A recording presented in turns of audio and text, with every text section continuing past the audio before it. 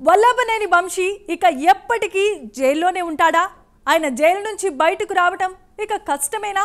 బెయిల్పై జైలు నుంచి బయటకు రాకుండా వరుస కేసులు నమోదు చేయబోతున్నారా? తాజా పరిణామాలు చూస్తే అదే నిజమేనన్న అనుమానాలు కలుగుతున్నాయి. పెండింగ్ కేసులన్నింటినీ బయటకు తోడి వంశీ జైల్లోనే ఉండేలా ఏపీ పోలీసులు వ్యూహాలు రచిస్తున్నారట.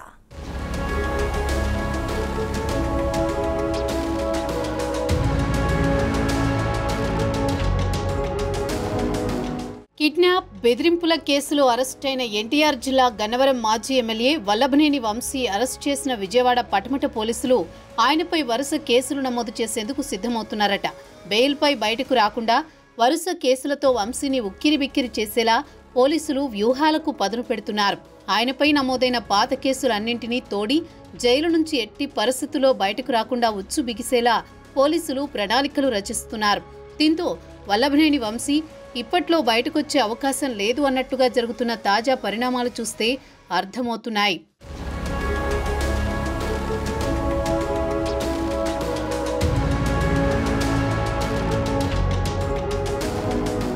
ప్రస్తుతం రిమాండ్లో ఉన్న వంశీపై నమోదైన అన్ని రకాల పెండింగ్ కేసులను విచారించే దిశగా పోలీసులు రెడీ అవుతున్నారు. పీటీ వారెంట్లు వేసి వంశీని కస్టడీకి తీసుకునేందుకు సిద్ధమవుతున్నారు.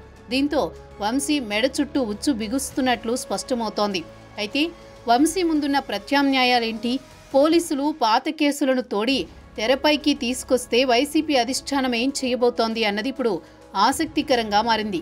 మాజీ ఎమ్మెల్యే వల్లభనేని వంశీ పైన పెండింగ్ కేసులను పోలీసులు బయటకు తీస్తున్నారు. తాజాగా ఎస్సీ/ఎస్టీ కేసులో రిమాండ్లో ఉన్న వంశీ పైన పెండింగ్ కేసుల్లోనూ విచారణ దిశగా కసరత్తు కొనసాగుతోంది. పలు కేసులు ఉన్నా వంశీ వాటి విచారణకు నామమాత్రంగానే హాజరైనట్లు అధికారులు చెబుతున్నారు. ఆ కేసులో ఇప్పుడు విచారణ చేయాలని అధికారులు భావిస్తున్నారు.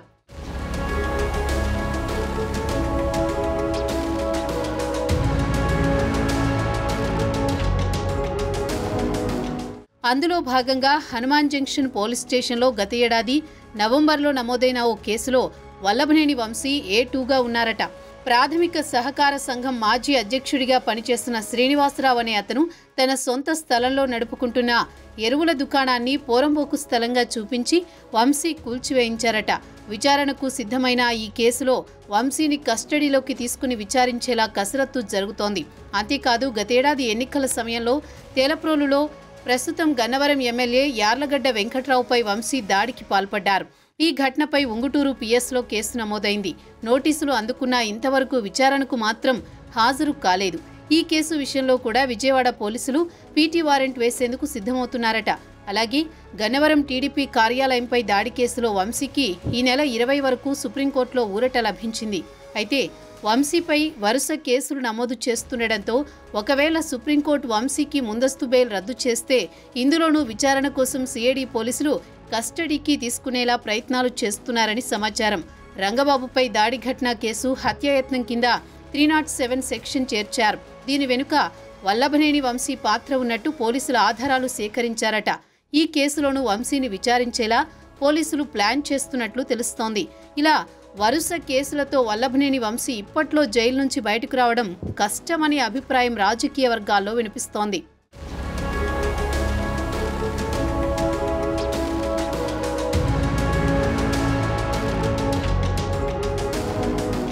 ఇక వంశీని తాజాగా అరెస్ట్ చేసిన విషయానికొస్తే 2023 ఫిబ్రవరి 20న గన్నవరం టీడీపీ కార్యాలయంపై వల్లభనేని వంశీ అనుచరులు దాడికి పాల్పడి విధ్వంసం సృష్టించారంటూ అప్పట్లో టీడీపీ కార్యాలయంలో కంప్యూటర్ ఆపరేటర్గా పనిచేస్తున్న సత్యవర్ధన్ ఫిర్యాదు చేశారు.